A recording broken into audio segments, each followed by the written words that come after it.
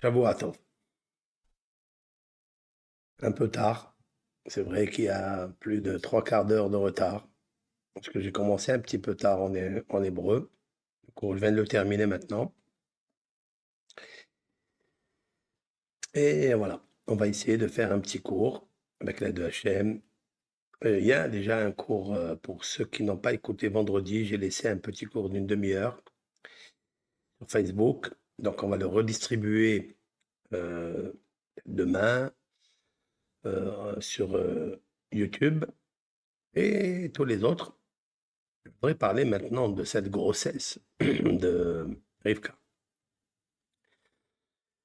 En hébreu, j'ai parlé de le cours de la semaine dernière, mercredi. Je crois qu'on avait fait un cours sur l'âme féminine et l'âme masculine.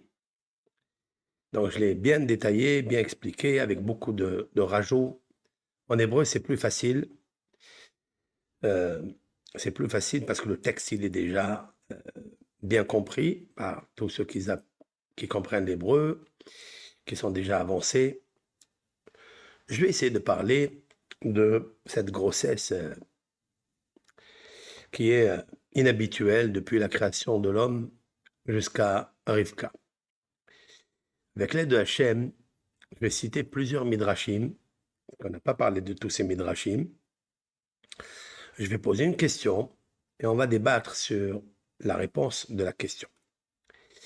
Tout d'abord, Shavuot Tov, Mazal Tov, qu'on n'écoute que des bonnes nouvelles, que Hachem il nous protège, qu'Hachem il protège l'âme Israël, qui a besoin énormément de cette protection. Et c'est pas évident. C'est pas évident. Il faut beaucoup de prières. Je réitère encore un rehaussement et un renforcement à toutes les personnes, toutes qui m'écoutent, de lire les Tehillim, les psaumes de David. Merci, merci à ce groupe intelligent et ce groupe donateur de leur temps, de leur vie.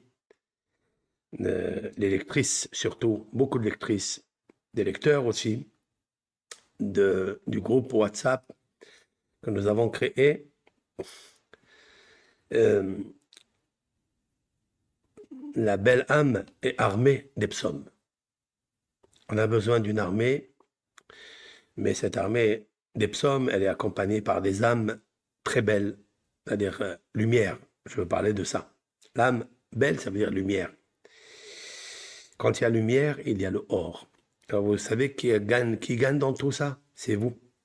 C'est celles qui lisent les psaumes, qui prennent le temps, surtout Shabbat, Baruch Hashem. Je vois aussi toute la semaine, je vois la nuit. Des fois, j'arrive pas à m'endormir et je vois défiler devant moi. Celle-là, elle a pris le 31 jusqu'à 36. Celle-là, elle a pris. Celle-là, elle a pris. Bah, défiler toute la nuit, non-stop. Quand je dis ça, c'est vrai. C'est une vérité. Ceux qui m'écoutent, ceux qui appartiennent à ce groupe, ils savent. Même pour Rat Yosef, c'est vraiment, c'est une chance énorme devant Hachem Idbar, devant l'Éternel. Vous avez ouvert les portes du ciel. Des fois, je suis un peu jaloux. Je dis, moi, j'ai pas la patience de m'asseoir et de faire les télim toute la journée. Je fais aussi, je suis obligé. Mais comme ça, suivi, une entraide comme ça, quel cadeau vous faites à l'humanité? Vous faites un cadeau énorme, grandiose, de prendre son temps et de lire à 2 heures du matin, 3 heures du matin, 4 heures du matin. Ça, Dieu bénisse. C'est énorme ça. Qui va donner de son temps? Vous avez des âmes de soleil. Le soleil, il ne regarde pas. Il donne, il donne, il donne. Quelle bénédiction le soleil. D'ailleurs, on est béni comme le soleil. Dieu, il dit que celui qui est modeste, celui qui entend ses injures, des vexations, des humiliations à son égard, et il se tait, il dit rien, et il continue à œuvrer, à faire les mitzvot qu'Akadosh Baruch Hu il a donné, alors que c'est un monde très difficile. C'est un monde où on dit de lui que l'Éternel, Amarabi Yohanan, Amarabi Shimon Bar Yochai, dans le traité Berachot, page 5a, Rabbi Yohanan, l'auteur du Talmud de Jérusalem, qui habitait à Tibériade, juste à côté de Méron, là-bas, à côté de Rabbi Shimon bar Yochai, il allait étudier avec son rab. Rabbi Shimon bar Yochai, il dit 3 cadeaux j'ai donnés à Israël. 3 cadeaux, je leur ai donné. Quels sont ces cadeaux? Je lui ai donné le monde futur, et je lui ai donné la Torah, et je lui ai donné la terre d'Israël. Mais ils doivent l'acquérir avec des souffrances. Avec des souffrances. Et ils ne l'acquièrent, ces 3 cadeaux, qu'avec des souffrances. Et tous les commentateurs, ils disent, alors c'est un cadeau, c'est des souffrances. C'est cadeau à souffrance. On dit toujours à l'abeille, ne me donne pas ton miel, mais ne me pique pas. L'homme est doufcher, mais l'homme est oxer. Je veux ni ton miel, ni ta piqûre. Laisse-moi tranquille. Dieu, il dit, je te donne 3 cadeaux. Tu veux avoir le monde futur, je te donne un cadeau. Mais il faut que tu souffres pour l'avoir. Donc, ce n'est pas un cadeau. Je te donne la terre d'Israël. La terre d'Israël, il y a une grande souffrance. Avant que Yaakov il arrive en Eretz Israël, il a passé, il a purgé dans la paracha de Vayetse. Il est sorti là. Il a fini, il a reçu les bénédictions et maintenant il fuit parce qu'Esav, il cherche à le tuer. Voilà. Sur son dos, il a une charge.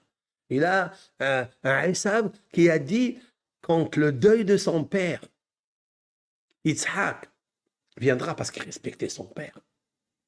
Il fait l'honneur de son père, mais dans son cœur, il a la carence de tuer, il est criminel, il veut tuer son frère. Qu'est-ce qu'il t'a fait? Qu'est-ce qu'il t'a fait? Ah, il m'a pris les bénédictions. Mais les bénédictions, tu les as vendues, monsieur. Tu as vendu la bénédiction. Il a fait un contrat avec toi. Le droit d'aînesse, tu l'as vendu, non? Donc le droit d'aînesse, c'est lui qui est béni. Quand ton père, il t'a appelé, Yitzhak, il ne voyait pas, puisqu'il était aveugle. Ouais. Maintenant, il t'a appelé et il te dit, viens mon fils le grand, mon fils. Tu sais qu'est-ce qu'il fallait lui dire? C'est pas moi le grand. Voilà, messieurs. C'est pas moi le grand. Ton père, il a dit, Vaikra les Beno Agadol, la Torah, elle dit, j'appelle mon grand-fils. C'est qui son grand-fils? Celui qui est sorti le premier. Parce que celui qui sort le premier à la naissance, c'est lui le grand. C'est pas celui dans la semence, c'était la première, comme je vais expliquer maintenant. Ouais. Celui qui sort le premier, c'est celui qui est rentré le dernier. Si vous prenez ce verre-là et vous mettez 2 pommes, je prends la première pomme, je la mets ici. Je mets la deuxième pomme, je la mets là. Qui est rentré le premier? C'est la première pomme. Maintenant, la deuxième pomme, c'est elle quand je veux enlever. Je sors celle qui est rentrée en deuxième. Donc, Esav, tu es sorti en deuxième parce que la semence de ton père, elle était en deuxième.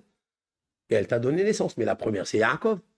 Donc, en fait, le Moah, c'est-à-dire l'esprit de Yitzhak, il était en Yaakov. Non. On regarde la naissance. C'est vrai qu'on regarde la naissance.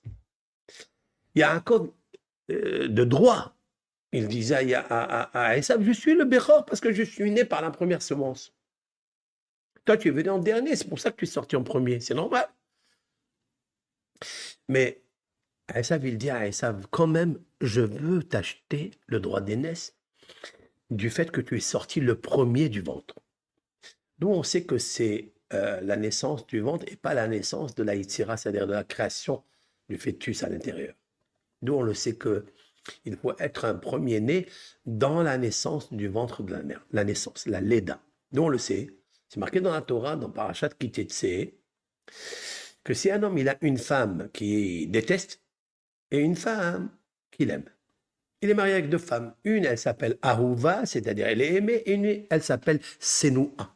Elle s'appelle détestée. De quoi s'agit-il? Est-ce qu'il existe Ahuva lifnei hamakom, Senoua lifnei hamakom? Le Talmud dit, c'est quoi cette expression dans la Torah? Un homme qui tiena shete nashim, 2 femmes, ahat ahuva et ahat senoua. La Torah elle a besoin de nous raconter des histoires d'un couple. Une, elle est aimée, et une, elle est aimée, et une, elle est détestée. C'est quoi ce bazar-là? C'est curieux que la parole de Dieu nous parle de ça. C'est pas des mitzvot, ça. Mais la Gemara dit non, elle n'est pas ahuva et senoua pour Ba'la. Elle est ahuva la makom et senoua la makom. C'est qu'elle est détestée de Dieu et elle est aimée de Dieu. C'est pas de monsieur. Le monsieur, il voit que dalle. Mais il y a une qui n'est pas bien avec Dieu. Elle n'est pas bien avec Dieu. Maintenant, il a deux enfants. Il y a une qui est bien avec Dieu et une qui n'est pas bien avec Dieu parce qu'elle fait des ma'asim ra'im, parce qu'elle fait des choses mauvaises. Maintenant, elles sont tombées enceintes les deux. Et la première qui a accouché, c'est celle qui est détestée de Dieu. Et celle qui est aimée de Dieu, elle a accouché en deuxième. Qui est le premier Bechor? Celui-là, il est Bechor pour sa mère, mais celui-là, il est Bechor pour sa mère. Celui-là, premier-né pour sa mère, celui-là, premier-né pour sa mère. Mais dans la Torah, à qui le père il doit honorer le plus? Le premier ou le deuxième? La Torah, elle dit, Bena Senoa. Qui est sorti le premier du ventre? De celle qui est détestée de Dieu. Alors, il est le premier Bechor. On voit de là-bas que celui qui est sorti du ventre, il est très aimé. Il est Bechor. Dans la Torah, il est Bechor. Elle est détestée de Dieu. Et alors? Mais elle a donné, elle, le premier bébé. Et l'autre, après, il est venu. Donc, celui de la deuxième, qu'il est aimé par Dieu, il doit respecter celui qui est sorti avant lui de l'autre femme. Vous comprenez ça? Très bien. Maintenant, Yaakov, il sait qu'il y a cette loi. Il dit, moi, je suis le premier dans la yitzira, c'est-à-dire dans la fabrication à l'intérieur du ventre, mais je ne suis pas le premier à sortir du ventre. Et le premier à sortir du ventre, c'est lui le Béchor. Donc maintenant, il attend l'occasion d'acheter le droit d'aînesse et il l'a fait. Qu'est-ce qui s'est arrivé? Qu'est-ce qui se passe? En fait, il y a un grand souci, c'est que Esav, dès qu'il grandit, c'est marqué là-bas, Vaïgdelu hane'arim, et les enfants ont grandi, ça y est, ils sont sortis du ventre, ils ont grandi, quel âge ils ont? 13 ans. Maintenant, 13 ans, on fait bar mitzvah. On est bar mitzvah. On ne sait pas qui était dans le ventre. Il y a une seule chose qu'elle avait, cette pauvre Rivka, qu'elle n'a pas compris cette grossesse et pourquoi il lui arrive à elle seulement, et qu'aucune femme dans l'histoire, où elles étaient stériles, elles n'avaient rien, ou elle est tombée enceinte d'un coup, enfin, après bien sûr 20 années de mariage, elle était difficile à sortir, mais une fois qu'elle a attendu, qu'elle a prié, la douleur a dit pourquoi faire. En fait, il y a beaucoup de gens qui disent pourquoi faire. Et pourquoi il faut prier pour avoir des enfants? En fait, il y a une grosse question. Pourquoi il nous faut prier pour avoir des enfants? On n'a pas besoin de prier pour avoir des enfants. Si Dieu il veut te donner, naturellement, il te donne. Sinon, pourquoi? Depuis quand une personne, elle prie pour avoir des enfants? Depuis quand? Quel est l'intérêt? En vérité, l'intérêt, c'est pas pour avoir des enfants. C'est la prière. Parce que la vraie cause de la stérilité n'est pas la stérilité, c'est la prière. Il faut un contact avec Dieu. La prière est le seul moyen pour tisser un lien puissant avec ton Créateur. Et tous ces 20 années, Yitzhak avait une âme féminine, je l'avais expliqué maintenant, il a une âme masculine depuis l'igotage là-bas de la Akedat Yitzhak. Il a égorgé le bélier qui avait une âme masculine et qu'il a donné maintenant à Yitzhak. Et l'âme féminine a été égorgée et Yitzhak devient celui qui va donner. Il va donner quoi? Pour l'instant, il n'a rien donné. Non, il va donner des prières. Il va prier, prier, prier, prier, prier. Très bien, tu pries, donc tu es une sadique. Et elle aussi, c'est une grande sadique. Qu'est-ce qui sort de Rivka? Elle se bouscule. Nos sages disent, Amarabi Hanan, dans le ventre de Rivka, les deux bébés, ils sautaient des sauts très très hauts comme les vagues de l'océan. Lorsque l'océan est énervé, lorsque l'océan est en colère, il met des sauts de vagues très très très très hauts. Et il y avait dans son ventre des sauts très hauts, que Galé Hayam, comme les vagues de la mer. Et je vais faire un jeu de mots, les vagues de la mer, cette mer, elle divague. Cette mère Rivka, elle divague parce qu'il y a 10 vagues qui étaient là en train de monter et descendre. Elle dit, mais pourquoi moi? J'avais pas besoin de prier pour avoir des enfants, pour souffrir.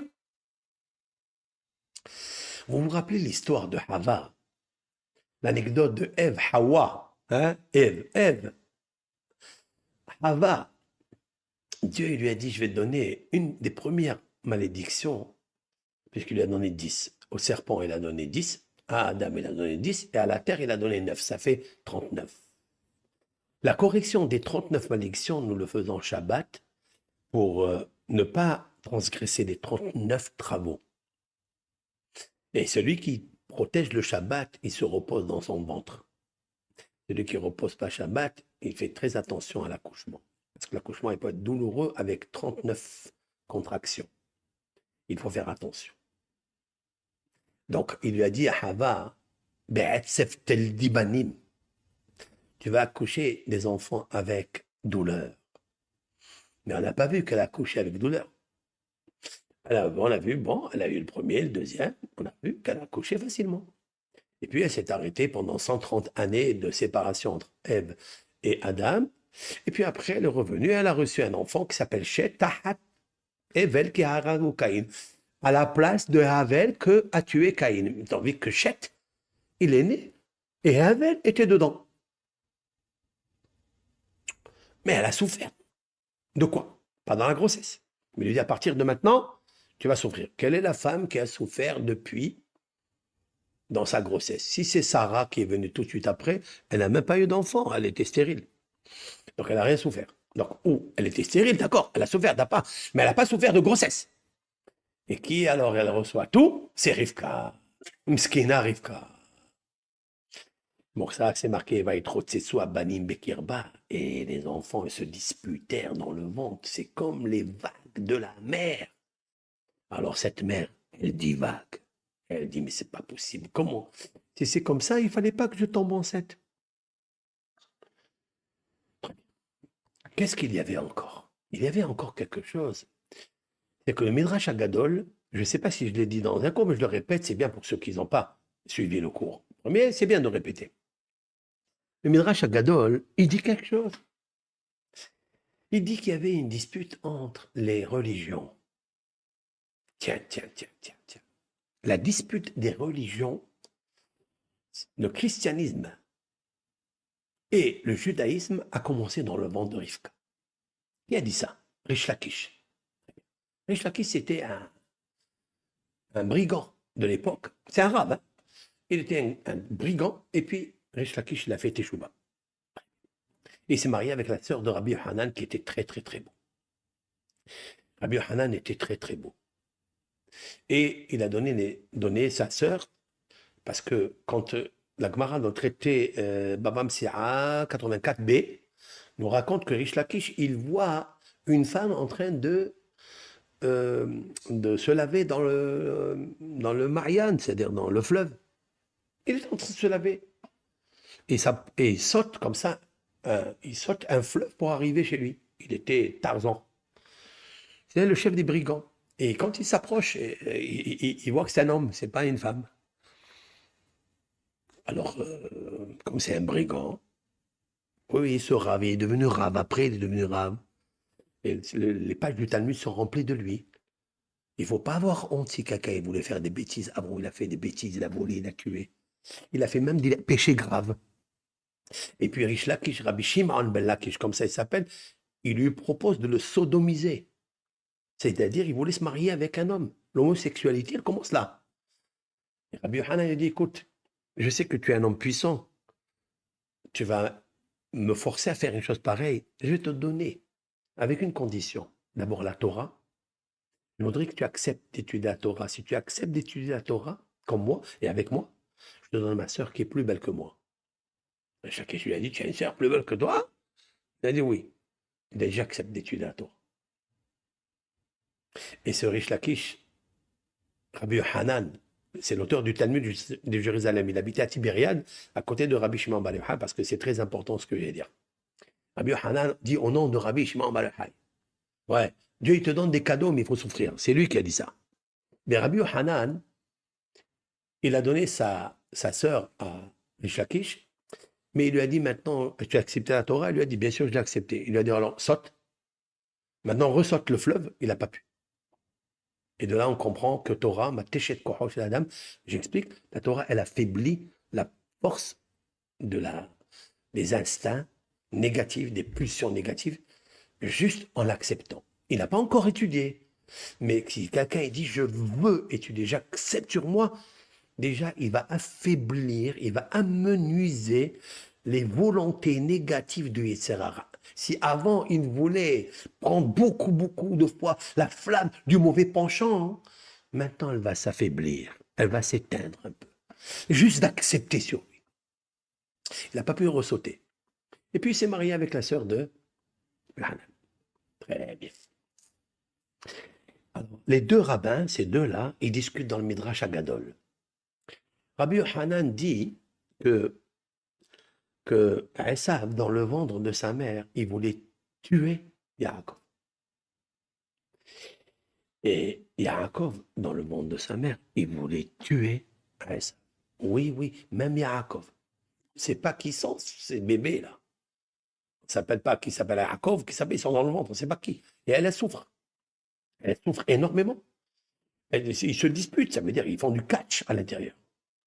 Vaïtrotsetsu, Ritzaïta veretzitzaïta. J'explique. Vaïtrotsetsu, c'est ou bien courir ou bien briser la nuque de l'autre. Chacun courait pour le tuer ou lui briser la nuque. Je fais exprès de dire briser la nuque. Très important. Maintenant, il faut savoir que Esav lui dit, si tu ne me laisses pas sortir, je vais faire une césarienne à ta mère et je vais la tuer. Comme ça, il lui dit. Ani yotse dofan ve'orek et imi. Il parle de sa mère, il dit, je tue maman. Lorsque Yaakov, il entend ça, il dit, d'accord, je te laisse sortir. Il lui dit, sors, le premier. Voilà pourquoi.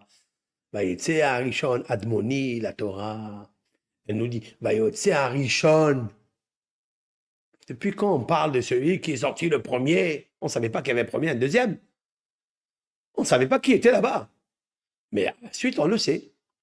Il y avait deux bébés. Et qu'un, il voulait tuer l'autre. Et il dit, pourquoi je dois vivre alors?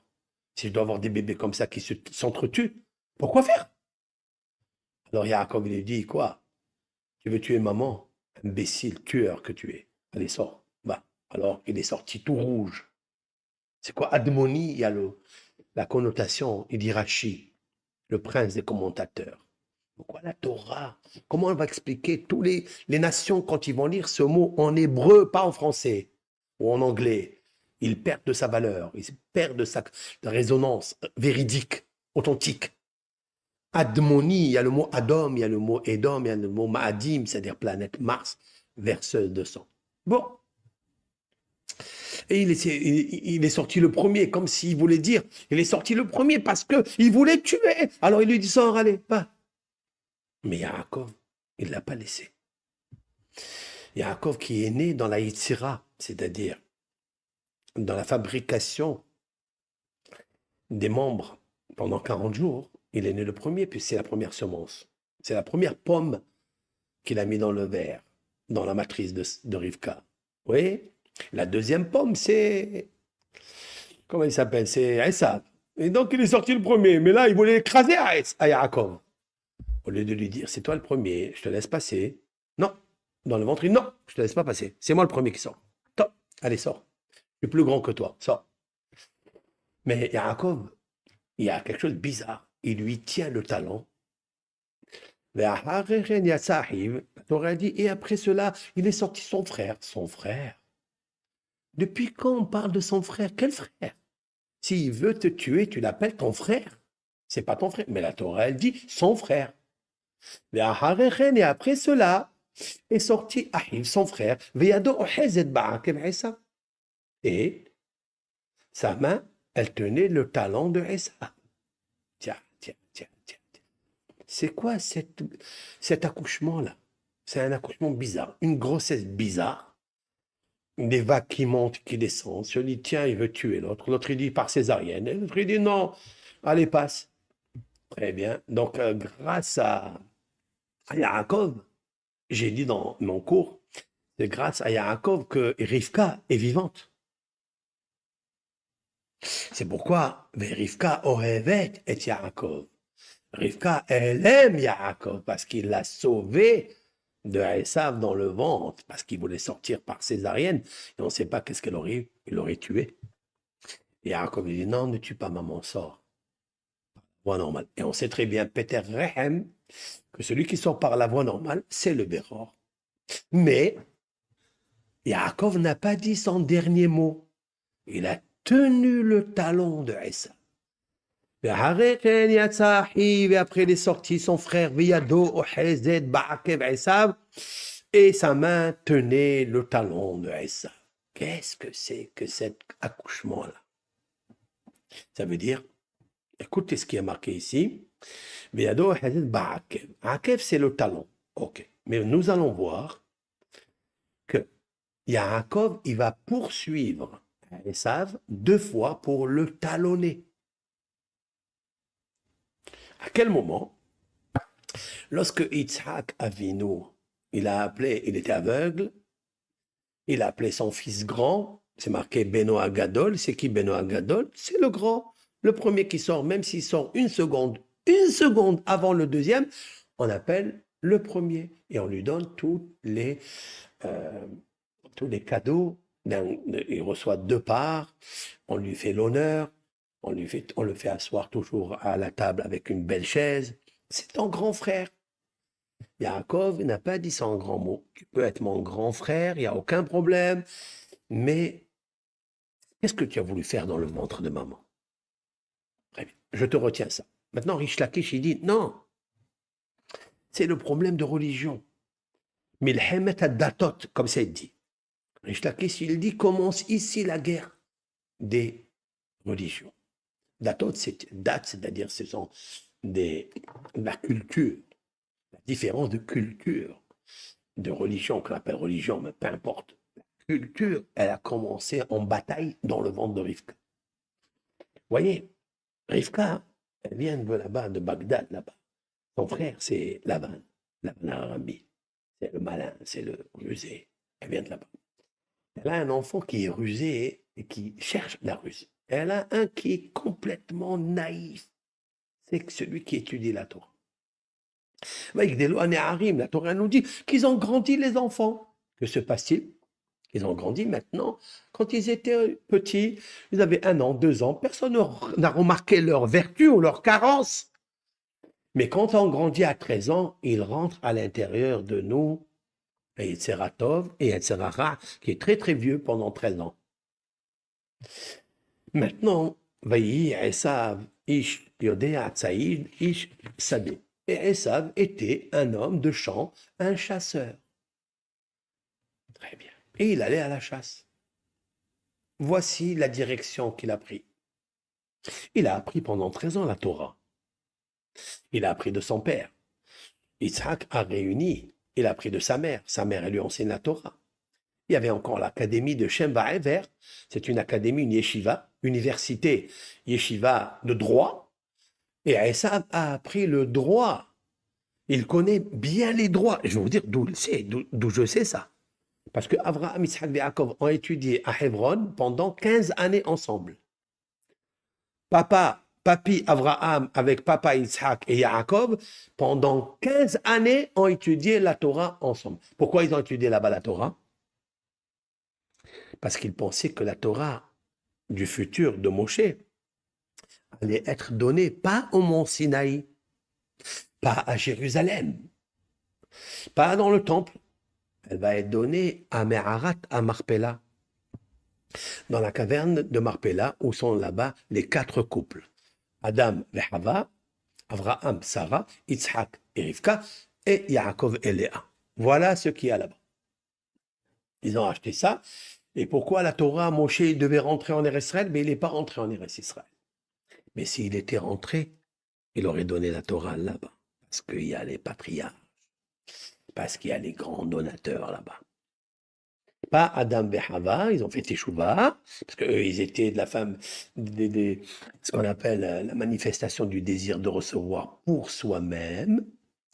Mais son nés Abraham et Sarah, Isaac et Rivka, et Yaakov et Léa, qu'ils ont la manifestation de recevoir pour donner et partager. Et c'est ce qu'on voit. Quand ils ont grandi les enfants, il y en a un qui va à la chasse. Et qui va à la chasse perd sa place. Quelle place? Le droit d'aînesse. Parce que quand tu vas à la chasse, qu'est-ce que tu montres? Que l'étude de la Torah et servir Dieu dans le temple, ça ne t'intéresse pas. Donc tu dédaignes à tes yeux la beauté du culte de Dieu, de servir Dieu. Alors, Yaakov Ishtam Yoshev Ohalim, ils ont remarqué que l'un, il va à la salle d'études et l'autre, il va dans la forêt. Rish Lakish, il dit, si c'est comme ça, je vois qu'il y a une différence entre les chasseurs, ou ceux qui jouent à la pétanque, ou ceux qui jouent pendant Seder Rishon, Seder Sheni, Seder Shlishi, c'est-à-dire le matin, l'après-midi, ils jouent au bar, ou ils jouent au poker, ou ils vont à la chasse. Est-ce que le Ham Israël, il va à la chasse? Très, très peu. On a appris qu'il faut faire la chasse. D'abord, aller à la chasse, c'est enlever et ôter la vie d'un animal avec une balle, avec le feu, ou avec un piège, et tu le fais souffrir. Comment ça se fait que Esav, il tourne comme ça, à 90 000 degrés, et il va à la chasse? Aujourd'hui, on connaît qui sont les chasseurs. Il y a des endroits avec des carabines, et ils tuent des sangliers qui pèsent 3 tonnes. Tu as vu, toi, un juif qui fait une chose pareille? Sourd. La méthodologie de la culture a commencé dans le ventre. Elle a commencé dans le ventre. Il dirige la quiche, moi je connais ce milieu. Avant j'étais un brigand. Je sais ce qu'elle avait ici dans le ventre. C'est une dispute des religions, de la culture. La culture de Esav, qui est Édom, qui est devenu le christianisme après. Et c'est ce qui est marqué dans le texte. Il est parti faire la chasse. Toute la journée en train de chasser, en train de prendre. Mais il n'a pas chassé que les zèbres et les bêtes. Il a chassé aussi les femmes. Parce qu'un chasseur se trouve toujours dans l'envie de chasser. Et il est parti chasser cette fiancée qui venait de se fiancer avec. Il a dit, ah, tu es fiancé, je ne peux pas te toucher si je ne tue pas le mari. Eh bien, il a chassé le mari là-bas au Guéinam, il l'a envoyé avec un coup de flèche, et il a pris Naharam au Rassa, il a pris la femme, la jeune fille, et il l'a violée. Comme ça, c'est marqué dans l'Ivra Hachamim. D'où ils savent ça. D'où on le sait, c'est pas marqué dans le texte tout ça. C'est sortir un Shemra, un mauvais renom sur Esav. L'histoire des bénédictions. L'histoire des bénédictions, c'est que un jour, pas des bénédictions, lorsque Abraham est mort, pas l'histoire des bénédictions encore. Abraham est décédé.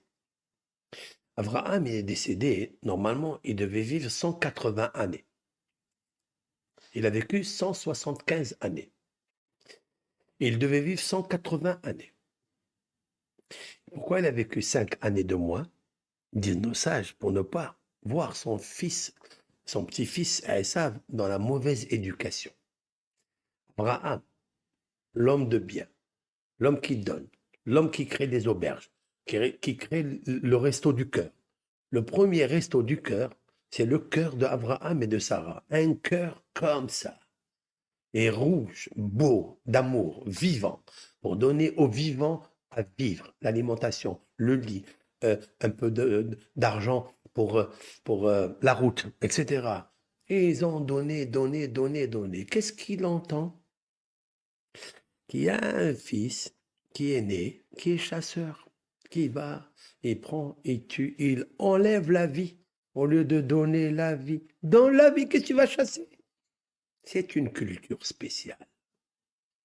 Abraham nous a dit, là ça tourne mal, il file du mauvais coton. Il a demandé à Kadosh Baruch Hu, prends-moi 5 années avant. Il a perdu Abraham.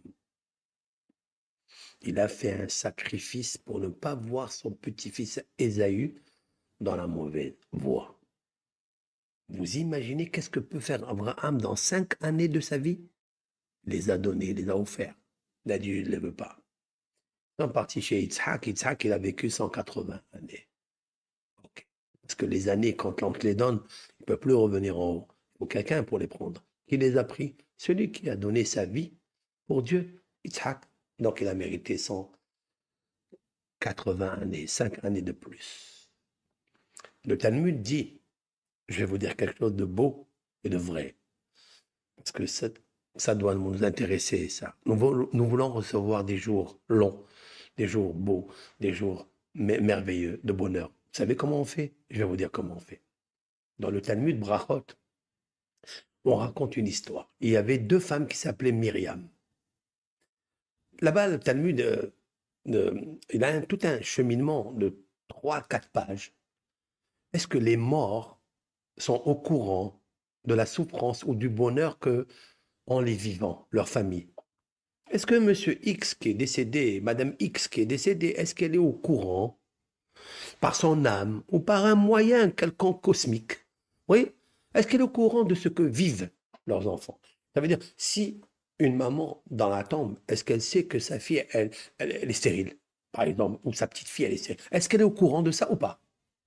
Le Talmud discute et il n'a pas trouvé encore la réponse réelle. Il y a, entre autres, on dit, ouais, ça, bien sûr qu'ils savent. D'où ils savent? Oui, ils savent ce qui se passe. Comment? Il y avait deux Myriam, une la boulangère et une Myriam la coiffeuse. Deux Myriam, une la coiffeuse et une la boulangère. Et un jour, Dieu il a décidé de prendre la boulangère. Il lui a dit, va chercher la boulangère. Myriam, il est arrivé son moment de quitter ce monde. Et lui, il s'est trompé. C'est bizarre ce Talmud, hein? Il est bizarre. On va dire, le Talmud, il raconte n'importe quoi. C'est vrai. Je vais vous dire qu'il raconte quelque chose de grand. Et il dit, en fait, il a oublié. Et il est parti chercher, il s'est trompé de route, et il a pris la coiffeuse et il l'a amenée dans le monde. Cette coiffeuse, elle est restée dans la tombe. Et elle vient chez sa mère dans le rêve, elle lui dit, maman, tu as oublié de me donner la brosse. Tu sais où est la brosse? Elle est là-bas. Tu ne me l'as pas amenée. Et elle discutait, elle raconte des choses. Et en fait, dans le Talmud, c'est marqué Ayesh nishpe belo mishpat. Est-ce qu'il existe une injustice tellement que cette coiffeuse ne devait pas mourir et l'ange de la mort, il la prend gratuitement et l'autre, elle vit très bien. Donc, il lui a pris sa vie. Le Talmud demande la vie qu'elle devait vivre, la coiffeuse. Combien? Par exemple, 70 ans. Elle a vécu 40 ans. Il reste 30 ans. Puisque Dieu, il a décidé de lui donner 70 ans, mais il a pris à 40 ans. Les 30 années qu'il lui a données, ils partent où? À qui on les donne? Il faut les offrir à quelqu'un.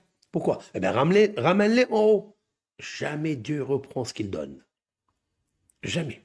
Lorsque Dieu a décidé que tel va vivre, il vivra ce que Dieu lui a donné. Maintenant, peut-être il va faire quelque chose de mauvais. Les années qui lui restent, elles restent ici, dans ce monde. Et ces années qui restent, on les offre à quelqu'un. Le Talmud demande à qui on va les offrir. Réponse du Talmud, les Tsurba Merabana de Ma'avir Ambile. J'explique. On les donne à un homme érudit, un homme qui étudie la vraie Torah, quelqu'un qui connaît les caractères, les principes de la Torah, la politesse de la Torah, l'amour de la Torah et l'intelligence, neuroscience de la Torah, comme Dieu il veut. Mais ça ne suffit pas.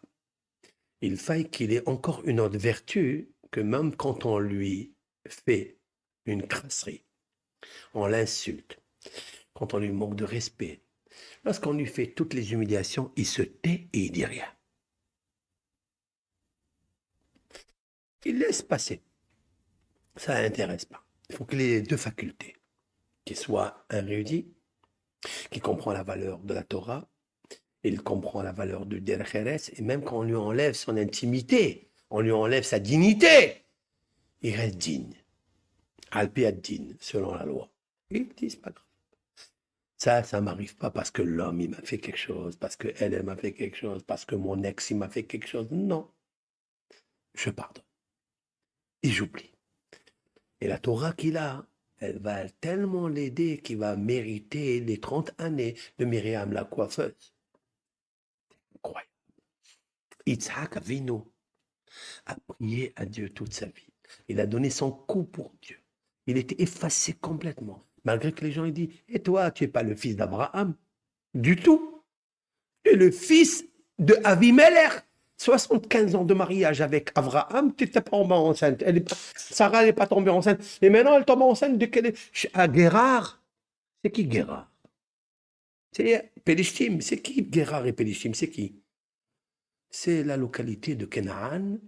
La localité de Canaan, de Ham, c'est Azza, Gaza, Guérard, c'est Doma, Bahamora et Guérard. Guérard, elle se trouve entre les deux, c'est là-bas. Et là-bas, tout le monde se moquait de lui. Il disait, hey, tu es pas le fils d'Abraham, ne crois pas. Hein? Tu n'es pas le Yoresh, tu ne vas pas hériter là, Abraham, parce que c'est pas ton père. Ton vrai père, c'est Avimelech. Retourne là-bas. Et à Isaac, Shtika. La plus belle louange à Dieu, les Radoumia Teila, je me tais. Qu'est-ce qu'il reçoit comme cadeau? La vie. De qui? D'Abraham. Abraham, il doit quitter ce monde, il ne veut pas vivre parce qu'il ne veut pas voir son petit-fils dans le mauvais chemin. Qu'est-ce qu'ils vont dire? Regarde, il y a beaucoup de tzadikim, beaucoup de pieux hommes que je connais personnellement. Ils ont quitté leur monde bien avant. Parce que c'est marqué dans le Talmud. Je vais vous dire quelque chose de vrai. Que le Talmud dit qui est vrai, c'est-à-dire qui est expérimenté, qui est réel dans la vie de tous les jours. Ce n'est pas juste une folie, une vue d'esprit. Non, une vraie vérité. Quoi? Quand un homme, son père, il est décédé par exemple à 80 années. Oui, le Talmud dit quand tu arrives, toi, à 75 ans, commence à te soucier pendant 5 ans parce que tu risques de partir à 80 années. Et là, le Talmud dit, même 5 ans avant, tu risques de partir. Il a atteint 80, toi, prie à Hachem que tu atteins au moins les 75 ans. Parce que tu ne vas pas arriver au bien pareil que ton père, 80. Nous, on le sait ça. On le sait d'ici. On le sait d'Abraham. Abraham, il devait vivre normalement 180, mais il a perdu parce que son fils, son petit-fils, pardon, Ésaü, a tiré du mauvais coton et donc c'est pas bon pour lui. Il dit j'espère partir. Mais il y a des années qui sont là d'Abraham. Quelles sont belles les années d'Abraham. Ce tzaddik, ce Ezek tzaddik, quel homme du monothéisme, quel homme qui se dispute pour aller chercher les impies et les idolâtres et pour les ramener à la Torah. C'est un grand homme. Et là, Yitzhak, il reçoit parce qu'il était érudit. Et il avait la qualité de, même si on se moque de lui, tu n'es pas, c'est quelle humiliation, tu n'es pas le fils d'Abraham, tu es le fils d'Avimelech. Tu es revenu de là-bas et tu es tombé enceinte. C'est d'où ça vient ça? Quelle humiliation. Quelle laïtsanout, quelle moquerie. Vous savez, la moquerie, elle est plus dure que la méchanceté. Vous le savez ça? Parce que, en fait, quand il disait que c'est pas le fils d'Abraham, donc il est le fils de Yitzhak, c'est une tâche, c'est une tare. Et Yitzhak, il va être accompagné avec ce Shemra, avec ce mauvais renom, toute sa vie.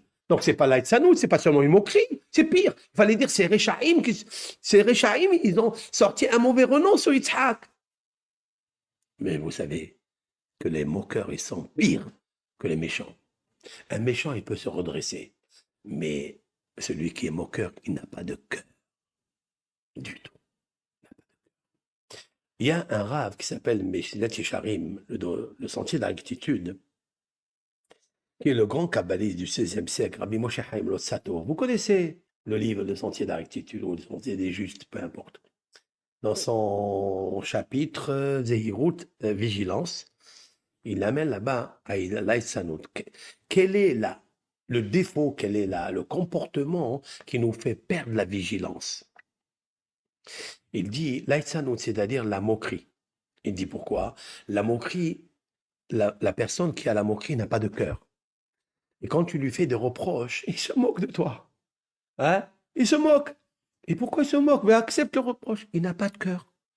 C'est comme si vous envoyez des flèches sur quelqu'un qui a un bouclier, et ce bouclier, il est oint avec de l'huile. Lorsque les flèches arrivent au bouclier, il ne perce pas. Pourquoi il ne perce pas? Parce qu'il glisse avec l'huile. Il dit, le moqueur, il a de l'huile dans son cœur. Quand vous lui parlez des réprimandes et intelligentes, même gentilles, il n'accepte pas parce qu'il a de l'huile sur son cœur. Ça glisse. Comme ça, il a dit, ce grand kabbaliste réaliste. Et en fait, c'est magnifique. Yitzhak, il a reçu des moqueries et en même temps un mauvais renom. Ça a glissé ici, ça n'a rien fait chez lui. Akadosh Baruch Hu, il dit, tu sais, je vais t'offrir quelque chose de beau, 5 années de temps perte, je vais te les donner. Et Yitzhak, il a commencé à faire des convertis. Avant, il ne faisait pas des convertis. Avant, il était juste en train de faire des cours avec des juifs, c'est-à-dire des enfants de Shem, des enfants qui étudiaient dans l'académie de Shem. C'était l'Abeddin, c'était le chef du tribunal. Et depuis qu'il a reçu les 5 années d'Abraham, que Abraham et Sarah, chacun, il s'occupait de ramener des convertis au judaïsme, c'est-à-dire à la foi de Dieu, pas le judaïsme, mais à la foi de Dieu. C'est beau ça. Quand il entend que son fils, maintenant, il s'échappe, il va à la chasse, il dit, beau, qu'est-ce qui va m'arriver? Quelle honte j'ai. Je me suis bâti pour ramener les gens à l'étude de la Torah, à faire Birkat Amazon, à faire toutes les bénédictions, à aimer Dieu, à se sacrifier pour partager avec l'autre. Maintenant, il me sort un coquin comme ça. Waouh. Il a préféré partir de ce monde. Et Isaac, il a reçu ça. C'est vrai, c'est magnifique. Très bien. Maintenant, Abraham, il décède. Très bien. Et pour ça, je vous ai apporté tout ça. C'est pas grave, c'est un cheminement intellectuel, un sur l'autre. Morkab. Compliqué, mais c'est comme ça. Et puis maintenant, Yitzhak, et Abraham est décédé. Yitzhak est en deuil. Yitzhak, il ne peut rien faire. Il est en deuil. Et la première séouda pour un endeuillé, elle ne doit pas venir de son argent. C'est marqué dans le Shulchan Aruch qu'un endeuillé, pour la première séouda, premier repas qu'on lui donne, on l'appelle séoudat Havra'a, d'accord, pour lui donner un peu de force, eh bien, c'est pas lui qui doit, c'est pas de son propre argent. Alors Yaakov, il a dit, moi j'ai un petit tirelire, je vais me faire acheter des lentilles rouges, et je vais faire le repas pour papa, pour papy, Abraham. Donc il finit de faire le bichoul, c'est-à-dire la cuisson, et un très bon plat. Alors bien sûr, il a fait des lentilles. Pourquoi les lentilles? Parce que les lentilles, c'est la nourriture des endeuillés. Pourquoi? Parce que les lentilles sont ronds, ils n'ont pas de bouche. Vous voyez, ils sont tout ronds, ils n'ont pas d'ouverture. Il n'y a pas de bouche, il n'y a pas un endroit où on touche une bouche, un œil. Il n'y a pas. Il n'y a pas de trou dans les lentilles. Et alors? Eh bien, l'endeuillé, il n'a pas de bouche. Il ne peut même pas dire shalom. Lo noten shalom, velo meshiv shalom. Pendant 3 jours, il se tait, il ne parle pas. C'est pour ça qu'on donne les lentilles. Et aussi, c'est un galgal. Galgal, ça veut dire c'est la roue. C'est la roue de l'âme. Qu'en fait, la vie, on s'en va, on revient dans l'herbe, d'en bas. Une génération, elle vient, une génération, elle part. C'est un galgal. C'est la roue, pas de la fortune, mais la roue de l'âme. Elle s'en va, elle revient, elle repart. Donc, elle est comme le lentille. Et Rachid dit, et c'est pour ça qu'aujourd'hui, le minhag, qu'on donne un œuf. On prend un œuf et on le donne aux endeuillés. Pourquoi? Parce qu'il n'est ni rond, il n'est pas rond, il est ovale. Voilà, c'est un monde, des fois il est rond, des fois il est ovale. Mais j'ai vu dans Rav Steinman, il a dit quelque chose de magnifique. Et je vais vous apprendre quelque chose de magnifique, vraiment magnifique. Trouvez-moi quelque chose dans la créature qui n'est carré. Là, les scientifiques, ils vont se bouleverser là. Les scientifiques et tous les médecins et tous les êtres humains qui m'écoutent, trouvez-moi quelque chose qui est né carré. Une fleur, une pomme, je ne sais pas moi. Trouvez-moi un fruit, un légume carré. Dans sa naissance, carré. Il n'y a pas. Qui dit ça? Rabbi Yohanan, dont je vous ai parlé tout à l'heure. Rabbi Yohanan, dans le Talmud de Jérusalem, il dit « Endavat meruba ». Tu es parti voir. Tu habitais à Tibériade. Oui. Toi, tu sais s'il y a dans les contrées, dans une jungle, dans une forêt, dans une île, un fruit qui est carré? Tu le sais, toi? Et il le dit. Nous, il le sait. Il n'y a rien, aucun fruit, aucune créature, aucune création qui, dans sa naissance ou bien dans sa vie, qui n'est carré. Elle est ovale, elle est ronde, d'accord? Mais jamais carrée. Je vous laisse deviner. Je vous laisse réfléchir. D'accord? Je vous laisse deviner et réfléchir. C'est très beau, ça. Pourquoi Hachem t'a créé beaucoup de choses, rondes, ovales, triangles? Pourquoi pas carré? Ça veut dire qu'il a trouvé un rectangle. Rectangle, il y en a. Mais carré, il n'y a pas. Je vous laisse deviner. D'accord? Ok.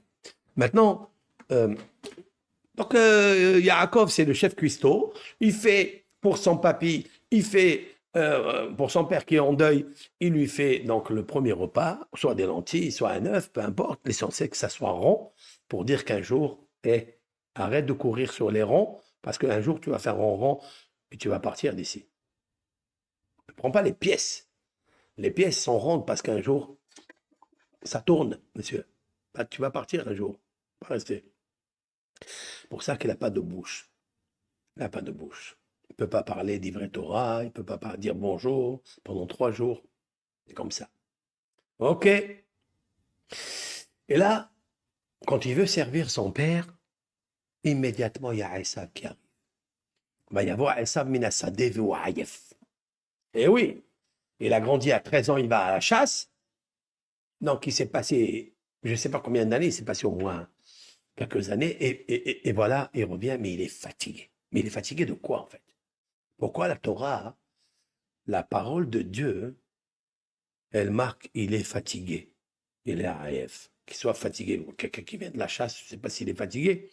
On va dire ça. Mais pourquoi il n'a pas dit, il est au Raëv, il a faim?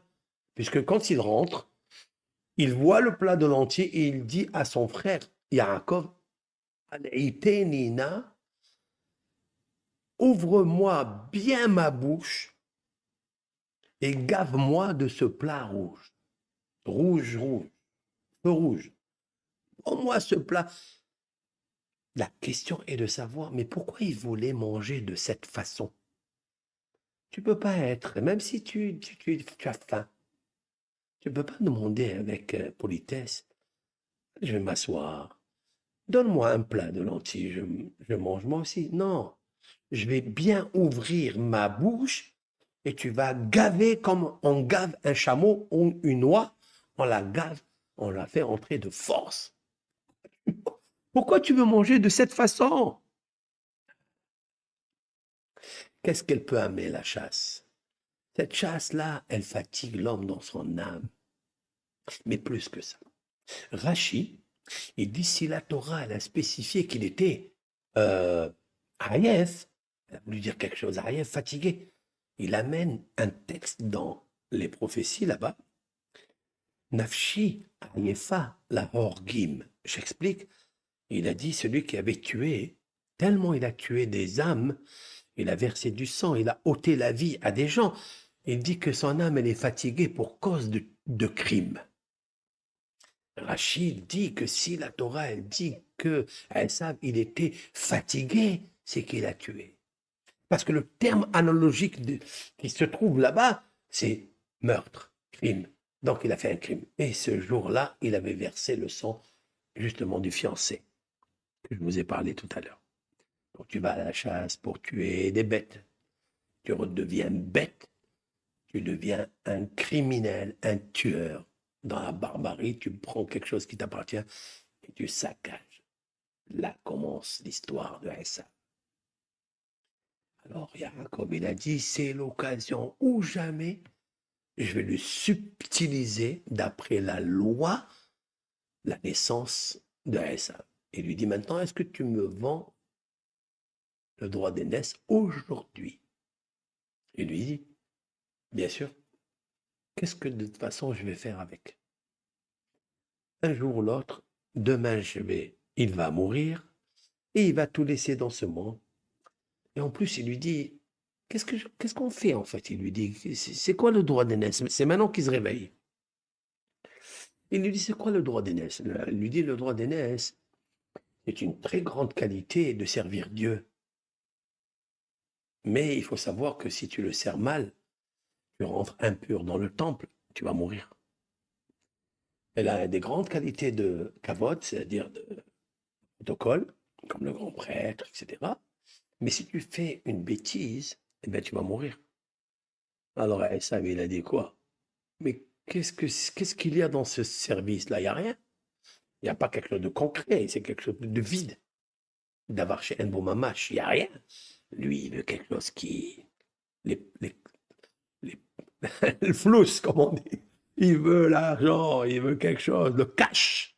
Il veut du cash, il veut. Qu'est-ce que tu lui racontes qui va servir Dieu? Il dit en plus, c'est vrai que j'ai appris dans le Heder quand il était avec papa, hein, et Isaac, il lui a enseigné jusqu'à 13 ans. Il lui a enseigné dans le cours, il lui a dit, il faut que tu saches que le sacerdoce va être donné à la maison des Lévites quand il aura Jacob, il aura Léa, il aura troisième fils, qui s'appelle Lévi. C'est les Lévis comme Moshe, Aaron et Myriam. C'est eux qui vont servir dans le temple. Et ça, il sait ça. Hein, comme c'est le dit Rachid. Il dit, ça va être donné par la suite. D'où il sait ça? Il a étudié la Torah? Oui, il sait. Il a étudié la Torah.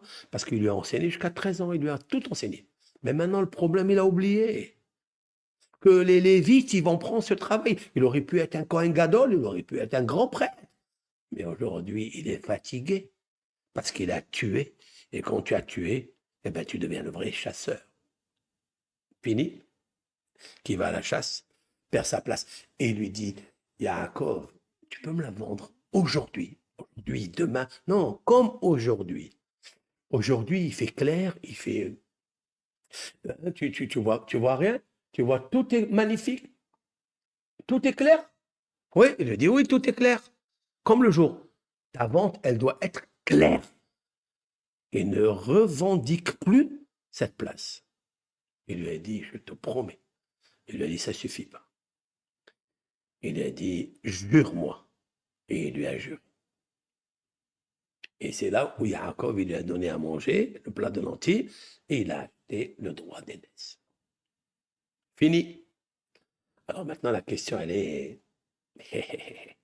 Ma question que j'ai posée aujourd'hui à beaucoup d'élèves, et beaucoup d'amis de Chachamim, des gens érudits, je leur ai dit, dites-moi, si vous avez un rachat, vous avez votre mariage demain, oui, demain vous allez vous marier avec l'aide de Hachem, vous êtes sur le dénuptial, et il y a un témoin tzaddik, Shomer Shabbat et tout, et il y a un tueur, et pas Shomer Shabbat, il fait rien.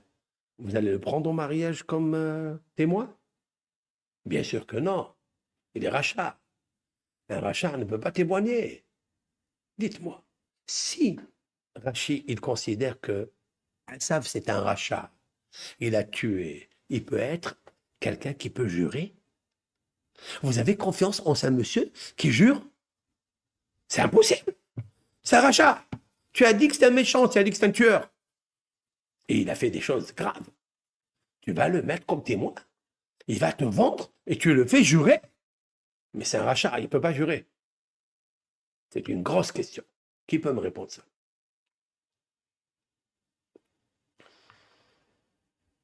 Les commentateurs, ils disent, pourquoi il a fait jurer? Parce que c'est quelque chose qui...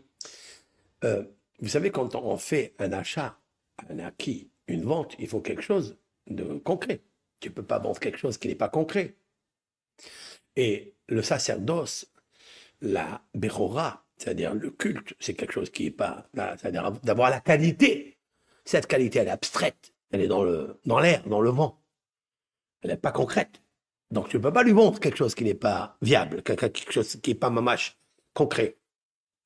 Alors, les commentateurs, Haramban, Rabbi Haim Ben Attar, ils disent non, il a fait jurer pour qu'il y ait au moins un remplissage de ce qui manque. C'est-à-dire le fait de jurer, c'est comme si vous avez rempli quelque chose. D'accord? Si je dis c'est bien, mais tu ne peux pas faire jurer un rachat. Un rachat, il ne peut pas être témoigné, il ne peut rien faire. Comment tu le prends à jurer? Tu as confiance en lui? Qui peut me répondre ça? La réponse que j'ai donnée, elle est comme ça. En vérité, jusqu'à là, il était rachat. Mais, mais, Esav, il a sorti de sa bouche deux choses très importantes. Esav, il a dit à son frère, Iné anochi oler lamut, velamazi libero. Il dit, de toute façon, demain ou après-demain, il va mourir. Tiens, tiens, tiens, tiens, tiens. Est-ce que nous savons qu'on va mourir? Je vous pose la question. Est-ce que nous avons acheté, si nous avons les moyens, nous avons acheté déjà la tombe? est-ce que quelqu'un, car il est une mitzvah de Harich ou Tiamim, c'est une grande ségoula, d'acquérir, de faire des économies, au lieu d'acheter des choses qui sont passagères, des choses, des meubles de Louis XIV ou la Louis XVI, au lieu d'acheter ça, ça coûte très cher, tu vas les voir immobile dans ton jardin ou dans ton truc, une grande piscine ou un grand truc, même si vous avez les moyens, ok, et vous pouvez acheter tout, mais tout ça, ça va rester ici. Est-ce que l'homme, il pense à acheter sa tombe? Au moins la sienne, avec celle de sa femme, d'être enterrés un à côté de l'autre. C'est difficile, non, ce que je vous parle. C'est vrai, mais c'est une réalité. Quel jour, et on va partir. Et pourtant, on ne l'a pas encore acheté. Peut-être pour faute de moyens. Et ceux qui ont les moyens, tout le monde a acheté. S'il a acheté, prolongation de la vie. C'est une zigoula pour vivre plus longtemps. Oui. Le Zohar Kadosh dit que le monde, l'homme, il pense qu'il va vivre tout le temps ici. Le Almedarin, toute sa vie va être là. C'est faux. Et ça, il a dit quelque chose à Yaakov, et Yaakov a entendu. Il a dit, de toute façon, tout d'abord, je ne suis pas apte à prendre la Bechora. Il lui a dit, je ne suis pas apte. Il a reconnu qu'il n'était pas apte à prendre la Bechora, le droit d'aînesse. Parce qu'il est un chasseur. Et il sait qu'il ne peut pas la prendre. Et comme il ajoute, et de toute façon, je vais quitter ce monde. Tiens. Il a dit, celui-là, peut-être il a eu à l'intérieur de lui, Héros Teshuvah, peut-être il a pensé une petite pensée de Teshuvah, et là, il a fait Teshuvah. Et il peut jurer, c'est plus un rachat. Et Yaakov, il a eu confiance en son frère, parce que la Torah les a appelés, et après, il est sorti son frère. Son frère, parce qu'un jour, il va devenir son frère. Quand? Dans la vente. Mais il n'est pas son frère dans les mitzvot, puisque l'autre, il est rachat, et l'autre, il est étudiant. Mais c'est pas grave. Il peut avoir un tout petit peu de Yetzeratov, une petite flamme qui s'est réveillée en Esav, parce qu'il dit, je ne suis pas apte à prendre le droit d'aînesse. Tu n'es pas apte, et aussi, de toute façon, il va quitter ce monde. C'est une explication qu'on peut expliquer dans le texte, mais que Rashi, il dit pas ça. Rashi, il dit que le fait de dire que demain il va mourir, ça veut dire qu'il ne croit plus dans la résurrection des morts. Ok, c'est vrai ça aussi, c'est un midrash. Mais moi je dis par rapport à la vente et au serment de Esav, c'est qu'il y avait quelque chose. C'est qu'il a dit, de toute façon je vais quitter et je ne suis pas apte. Tu as reconnu quelque chose. Alors il lui dit, alors voilà moi. Et il a juré. Donc il a juré, il était tzaddik, très bien. Lorsque ton père, à la fin de sa vie, il t'appelle, te dit, mon fils, viens, tu es le plus grand, je vais te donner les bénédictions, je vais te faire et tout, prépare-moi un plat. Tout de suite, Esav, c'est ma question, Esav, tu es honnête. Au moment où tu as vendu, tu étais tzaddik, tu avais une teshuva, tu as fait un serment, on t'a cru. Tu n'es plus le grand, même dans la léda, c'est-à-dire même dans la naissance du ventre. Tu n'es plus le grand. Alors pourquoi tu acceptes et tu vas et après tu cries, tu dis, comme il m'a volé, il m'a roulé. Pourquoi tu dis ça? C'est toi le menteur.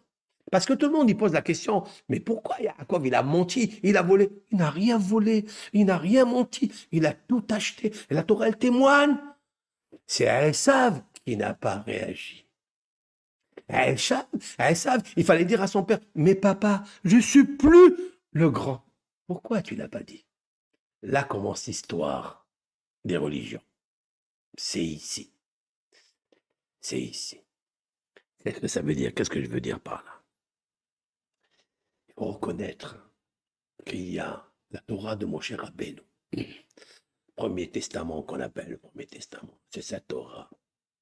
C'est la mère de la culture. On le sait. Et le Ben Israël qui étudie cette Torah, il doit se épouser cette Torah. Et quand il fallait dire que c'est plus toi, le Béchor, c'est plus toi, que tu l'avais vendu à ton frère le jeune. Tu l'as pas dit. Pourquoi tu l'as pas dit? Et là commence la haine. Tu es parti, tu as oublié, et tu as dit à ton père, papa, tu peux me faire un bracha? Mais qu'est-ce qui est venu avant? Et ils disent, ah, ton jeune frère, il l'a pris. Alors il s'est mis à pleurer. Il dit, c'est tout, tu n'as qu'une seule bénédiction, donne-moi moi aussi. Il lui donne bénédiction de matériel, que matériel. À Yaakov, il lui donne Mital Hashamayim, Mishmane Haaretz. Il lui donne la manne du ciel, il va descendre la rosée à tes enfants. C'est qu'Abraham, Isaac, Yaakov, ils vont recevoir la manne. Moshe Rabbeinu, dans le désert, il va recevoir la manne. Il va y avoir de l'eau qui monte. Il va lui donner tout, l'abondance et tout. Tout ça pourquoi? Parce que Yaakov, il est vrai. Et ça veut lui dire qu'une seule, il se met à pleurer, il lui dit qu'à bon, je te donne toi aussi, allez, prends. Mais il lui donne quoi? Il lui donne l'abondance, la matérialité. Prends. Mais t'as oublié. Et puis après, quand il a fini, il a dit dans son cœur, dès que son père Yitzhak il meurt, il tuera Yaakov. Et là, Rabbi Shimon Bar Yochai, il dit, waouh. Il tue Yaakov parce qu'on dit tout ce qu'il lui a volé. Mais c'est pas vrai, il lui a rien. Il a été honnête avec lui. Tu as vendu? Alors, la question qui se pose, c'est vrai qu'il lui a vendu, il a accepté. Alors, pourquoi ça, tu ne reconnais pas, tu ne le dis pas à ton père? Parce qu'il lui dit, comment moi je vends quelque chose de très grand pour un plat de lentilles. Et là, Yaakov, il m'a rusé. Parce qu'il me vend un plat de lentilles pour le droit d'aînesse. C'est grandiose, le droit d'aînesse. Le protocole, qui s'assoit le premier à table, à qui on honore, à qui on fait. Tu l'as vendu. Et c'est vrai. Mais monsieur, si tu étudies la Torah, tu es en train d'étudier la Torah dans ton Beth Midrash, et tu dis à tout le monde, laissez-moi étudier. Et tu prends ton portable à côté. Et ce portable, quand il sonne, tu le prends, tu arrêtes d'étudier. Tu as fait moins que Esav. Parce que Esav, il a dit, qu'est-ce que de toute façon tu veux faire avec ça? C'est ça le droit d'aînesse. Qu'est-ce que je veux faire? Donne-moi le plat de lentilles. Donne-moi une information. Raconte-moi quelque chose dehors qui est van, qui est rien, qui est profane. Si quelqu'un étudie la Torah, qu'il ait droit d'aînesse, la droit d'aînesse, c'est la Torah. Tu es en train d'étudier et tu attends que le portable il sonne ou que tu attends je ne sais pas quoi, que le fax, il y a un client qui et tu arrêtes la Torah et tu vas. Tu es pareil. Tu es pareil. Pourquoi Yaakov il reçoit le droit d'aînesse? Parce que Yaakov, dès qu'il a grandi, il est parti au Beth Midrash étudier la Torah. Yaakov, Ishtam Yoshev Ohalim, il est assis en train d'étudier la Torah. Il n'a pas dit ça, le roi David, dans le psaume 27. Une seule chose, je demande à Dieu, et je le répéterai toute ma vie, au passé, présent et au futur. Quoi? Je veux siéger dans les tentes de l'étude. D'où il l'a appris? Il a appris de Jacob, de Yaakov, Ishtam. L'autre, il est à la chasse, l'autre, il est en train de se permettre. Et bien sûr, quand tu arrives pour le droit d'aînesse, tu dis, mais qu'est-ce qu'elle vaut le droit d'aînesse? Ah, ok, alors tu l'as vendu. Tu es prêt à vendre ta Torah pour un plat de lentilles? Tu es prêt parce que tu as reçu une information, tu as arrêté la Torah, tu vas, alors, ça va, comment vas-tu?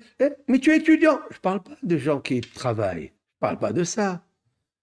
Et même les gens qui travaillent, pas le droit au moment du travail d'aller t'occuper des choses pratiques, c'est-à-dire particuliers. Tu dois, tu dois continuer à étudier parce que tu voles ton patron. Et le patron, c'est Dieu. Tu lui voles les moments d'études. Et comment, qu'est-ce qu'il fait le portable sur ta table? Tu es dans plein synagogue et tu es en train de prier. Et là, mon portable, il sonne. Et l'autre, il fait Kaddish. Boalina. Pourquoi la Torah, elle nous raconte tout ça? Pour ça. Il a dit, si quelqu'un il quitte le Beth Midrash pour aller déposer son chèque qu'il a reçu de sa paye, c'est pas le moment de le faire. Fais-le après, entre midi et deux. Aujourd'hui, il y a des caisses automatiques, même si c'est pas ouvert. Entre midi et deux, la banque est fermée, mais il y a la plante. Tu peux mettre ton chèque. Pourquoi Dieu il a fait ces inventions magnifiques? Pour gagner du temps. Pourquoi? Pour ne pas qu'on sorte de l'étude pour aller faire ça. Parce que si le chèque, il est tellement important, donc cette aura-là, tu l'as, mais Alzel, elle est légère à tes yeux. Et ça, il ne faut pas. Ça, c'est des leçons. Il y a comme il dit, ah, ça, moi je te vends un plat de lentilles parce que ton droit d'aînesse, c'est ce qu'il coûte. Puisque tu cherches ça, alors je te le donne.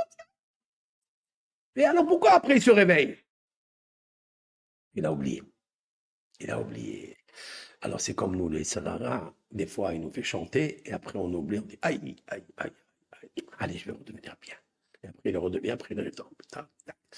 Et tant nous sommes dans un pétrin qui ne pétrit plus, et un labyrinthe fermé, on n'arrive pas à trouver l'issue. Comment faire le pain? Comment faire la belle halal?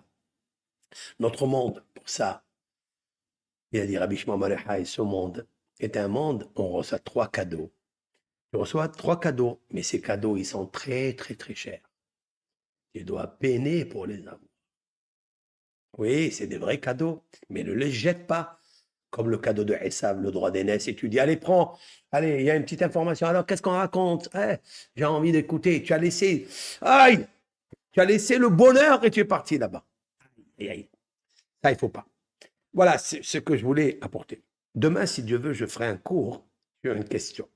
Et demain, avec l'INEDER, Dieu me donne la force. Demain, je fais un cours sur la question comme ça. Je vous pose la question, méditez en attendant, et demain, vous donnez la réponse. On dit que lorsque les 2 enfants étaient dans le ventre de Rivka, et elle passait dans la salle, devant les salles d'études, devant les synagogues, et il y avait un bébé qui bougeait pour sortir. Il voulait sortir. Il voulait aller là, dans la synagogue, dans la salle d'études, pour étudier. Et lorsqu'elle passait devant les endroits où il y avait l'idolâtrie, la vraie idolâtrie, hein, aujourd'hui, il n'y a pas d'idolâtrie aujourd'hui. Aujourd'hui, il n'existe pas d'idolâtrie. Avant, les idolâtres, c'était des savants. Avant, les idolâtres, dans la Torah, je parle, les idolâtres du Talmud, même après, avant le Talmud, les grands, ceux qui étaient dans au temps des prophètes, je parle. Mais après le Talmud, il n'y avait rien, il n'y avait pas d'idolâtres. Il n'y avait pas. Ce sont que des comportements, des habitudes ancestrales de leurs parents. Ils leur ont dit fais ça, mais ils ne comprennent rien. Donc c'est pour ça que ce n'est pas tellement dangereux. Une idolâtrie aujourd'hui, elle n'existe pas parce qu'ils ne savent pas que grâce à l'idolâtrie, ils arrivaient à attirer du cosmos. Ils attiraient des influences énormes. Mais ça, il faut avoir la science pour ça.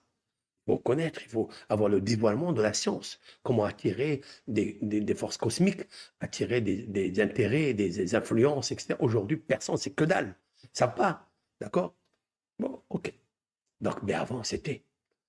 Et ça, quand elle passait devant les endroits d'idolâtrie, elle voulait sortir. Mais elle ne savait pas qui. Qui quoi? Quand ils ont grandi, on a vu qui quoi. La question est de savoir comme ça. Il est un Talmud dans le traité Sanhedrin. Il y a un Talmud là-bas. Il y a une discussion entre Antonin et Rabbeinu Akadosh. Le codificateur de notre chère Torah orale, c'est Rabbeinu Akadosh, Rabbi Yehuda Hanassi. Rabbi, il s'appelle Rabbi. C'est le seul d'ailleurs dans toutes les Torahs de Mishnah qui s'appelle Rabbi, c'est le seul. Après, il y a une raison, Rav Shimshon d'Ostropoli, il dit pourquoi il s'appelle le seul Rabbi. Bon, on reviendra un jour à expliquer ça. Et Rabbeinu Akadosh, il discute avec Antonin. Qu'est-ce qu'Antonin? C'est qui Antonin? Antonin, c'est un des enfants que la Torah elle dit à Rivka. Rivka, quand elle est allée chercher la raison pourquoi il se bouscule, cet enfant, il lui a dit non, tu en as 2. Et ces 2, ça va être des empereurs. Un dans la Torah et un de Rome. Mais celui qui va devenir juif, c'est celui qui s'appelle Antonin, Antoninus. Quand Antoninus, il discutait avec son maître Rabbeinu Akadosh, au temps des Romains, donc après la destruction du temple, dans les 140 années après la destruction du deuxième temple, il y avait donc, il y avait là-bas à Césarée, il y avait donc l'Empire romain qui était là, et Antonin, c'était l'empereur romain. Mais il avait discuté avec Rabbeinu Akadosh, qui était le Nassi, c'est-à-dire le président de la communauté juive. Il lui dit, quand est-ce qu'il rentre le Yitzhara dans l'homme? Quand est-ce que le mauvais penchant, d'accord, il rentre dans l'homme? Et Antonin, il lui dit, quand il sort du ventre. Rabbeinu Akadosh, il dit, pas du tout, quand il est dans le ventre.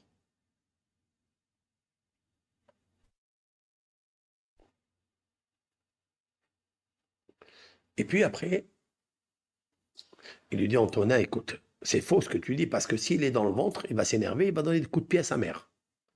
Donc s'il a les nerfs, s'il a le mauvais penchant, il est excité. S'il a dans le ventre, il donne des coups de pied à sa mère. Il donne des coups de pied à sa mère. Lui, non. Il dit alors où il est le mauvais penchant? Benoît Kadosh, il a reconnu que Antonin avait raison. Pourquoi? Parce qu'il est marqué au sujet de Caïn, quand Dieu il réprimande Caïn, il lui dit la pétah atat robetz. La pétah à la porte, c'est-à-dire à l'accouchement. Atat, c'est la faute, c'est le Yitzhara. Robetz, il s'affaisse. Le mauvais penchant tapis à l'accouchement. Donc Rabbeinu Akadosh, il lui dit je te reconnais maintenant que c'est vrai, il naît à la naissance. À la naissance, c'est-à-dire à l'accouchement. En fait, Rabbeinu Akadosh était d'accord avec lui. Donc, c'est pas dans le ventre qu'on a le Serara, c'est dans l'accouchement. Alors, demande Rabbi Oshaya, un grand tzaddik du XIe siècle, il demande une question.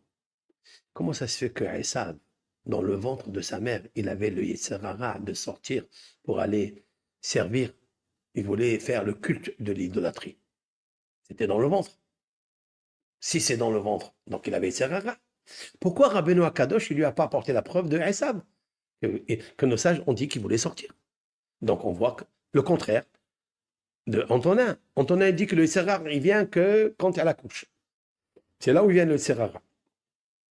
Et Rabbeinu Akadosh lui dit non, c'est dans le ventre. Apporte-lui une preuve que Esav, il voulait sortir pour aller faire l'idolâtrie. La question qu'il pose. Sur ça, il y a 6 réponses. Il y en a 6 réponses. Je vous donnerai 5 réponses que les commentateurs ils ont dit. Sur chaque commentaire, il y a une question.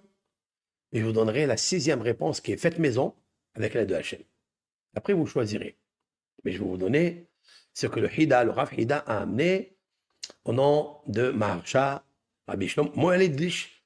Il a amené au nom de Imre Noam, au nom de Maharam Ben Habib, au nom de Sefer Hasidim, au nom de Be'er Sheva. Il y a 5 réponses à des commentateurs et la 6e, je vous la donne moi. Avec l'aide de Hachem, on va faire ici une pièce montée, mais il faut monter dans la pièce maintenant pour dormir. Coucou, bye tout le monde.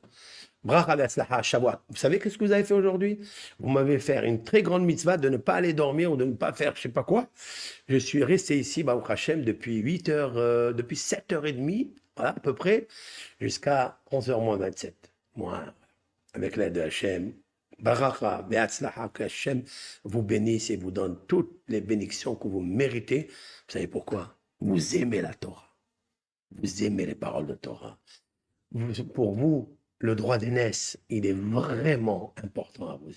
La Torah, c'est la maîtresse du monde. Vous aimez cette maîtresse. Vous aimez cette culture de la vie qui est magnifique, avec des histoires, avec des anecdotes, avec une vraie vie de Torah, le midrash ésotérique. Il y a tout dedans. Vous n'avez pas envie de dormir, c'est vrai. Quand on voit un film, quand on voit un truc. Alors, ce film, il s'en va et on reste avec l'idée. Et qui était l'artiste, qui était celle qui a envoyé la balle, qui a fait ça. Et on oublie et on dort angoissé parce que si dans le film il y a quelque chose qui se passe pas bien, on dit bah le pauvre il est mort comme ça, on n'a pas continué. On s'inquiète et on s'emballe. Et ici, tranquille, le temps il passe et tu te dis mais quelle beauté de rester en train d'écouter la Torah. Vous savez c'est quoi? Là-bas. C'est ça le paradis, c'est que là-bas, il n'y aura pas un temps de s'ennuyer, il n'y aura pas le temps de dormir, de faire des insomnies ou de faire des siestes ou de faire... Il n'y a pas tout ça. Il n'y a rien que de profiter de la jouissance, de la proximité de Dieu, comme vous l'avez fait pendant 1h30. C'est ça le vrai. Mais n'oubliez pas que... Ne pensez pas que vous allez rester comme ça. Il viendra le mauvais penchant. Et il vous dira, je vais vous proposer quelque chose de plus beau. Quoi? Un plat de lentilles. C'est tout. Juste un plat de lentilles. Un petit câlin de tel ou tel Avera. Un petit péché là.